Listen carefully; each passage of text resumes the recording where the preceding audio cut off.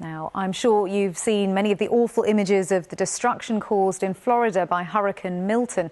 At least 16 people are confirmed to have died, and sadly that number's expected to go up as the rescue operation continues. And officials warn of more flooding in the coming days. Some Londoners have been caught up in the hurricane, including Minreet Kaur, a freelance journalist from Harlington who took her mother to Orlando for a surprise holiday. They both had to hunker down in a Florida hotel during the storm. Minreet spoke to us from the balcony of her hotel. I came to Orlando because my mum has myeloma. She was diagnosed with that last year.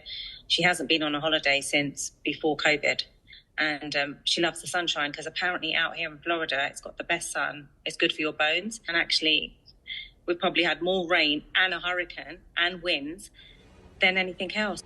So everyone's going home now. It's 1 p.m. here, leaving the park. And you know, like when they say when you have cancer, the last thing you need is stress, right?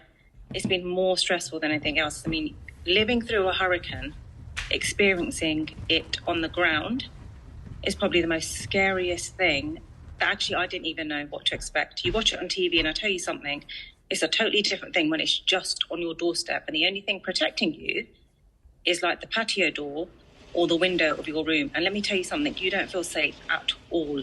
That's how scary it is.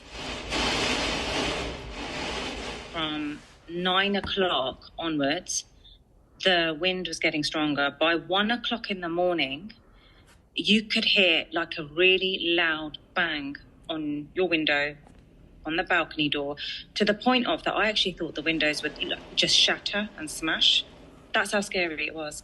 And I was sat with my mum for a bit before she actually went to sleep, and she was just like looking at the TV, and one of the bangs of that, just the wind, she jumped. She got really scared.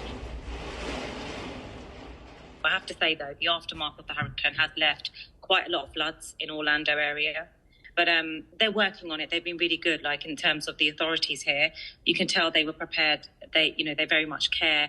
I feel much better today. We head back in a few days, so I'm kind of like, I'm going to be back home. I feel grateful.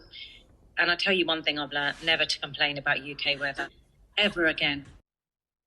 London journalist Minreet Kaur in